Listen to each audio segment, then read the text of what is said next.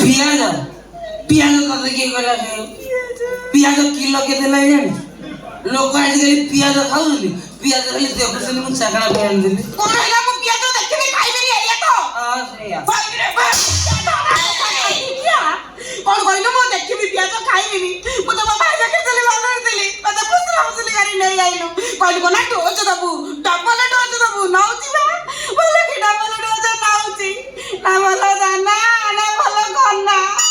ମୋ ଭାଇ ଦେଖିଥିଲି ମୋ ଦାନାରେ କମ କରିନଥିଲା କନାରେ କମ କରିନଥିଲା ଅଭାବ ପଡିଛି ବୋଲି ମୁଁ ସିନା ତୋ ଦାନାରେ ଟିକେ କମ୍ପ୍ରମାଇଜ କରିଛି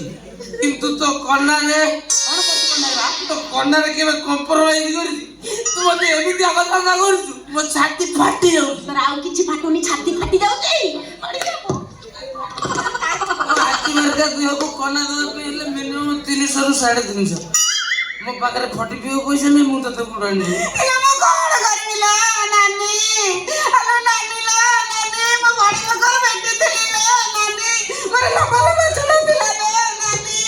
ଏ ମୋ ମୁଖେ ବାଛୁଥିଲି ଲାଲ ଗେଣ୍ଡା ଫୁଲ ଲୋ ନାନୀ ଏ ବାଡ଼ିକା ପାଖକୁ ଆସିବ ଭିତରେ ବାହାରେ ସବୁ ଚିରା ଫଟା ପିନ୍ଧିଲା ଲୋ ତତେ ଆଉ ଭିତରେ ବାହାରେ ଚିରା ଫଟା ପିନ୍ଧିବାକୁ ପଡିବନି ଲୋ ଆଉ କଣ କରିବି ମୁଁ ପୁଳାଇ ନେଇଯାଇଛି କଣ ନେଇଯାଇଛୁ ତୁ ଯୋଉ ଦେଖିଲେ ସିନା ଜାଣିବୁ ଦେଖୁନୁ ଦେଖିଆ ସତେ ତ ଏକାଥରେ କେତେ ଗୁଡେ ଟଙ୍କା ପଇସା ପୁଳାଇ ଗୋଟେ ପାଇଲୁ ନା କଣ ମା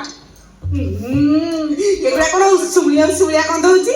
ଆଲୋ କାହାର ପିନ୍ଧା ଲୁଗା ଗୁଡା ଓଦା ମୋଦା ହେଇ ଶୁଖିଥିଲା ନେଇଯାଇଛୁ ନା କଣ ଏଗୁଡା କିଏ ପିନ୍ଧିଲେ ମୁଁ କେମିତି ଜାଣିଥାନ୍ତି ଆଉ ମୁଁ ଏରା ସବୁ ଗୋଟେ କାଇଦା କରିକି ନେଇଯାଇଛି କଣ ଖାଇତା କରି ଆଣିଛୁ ମୁଁ ଶୁଣେ ଖିରି ପିରିଆ ଗଦି ବାରୁଆ ଦେଖିଲେ ତାକୁ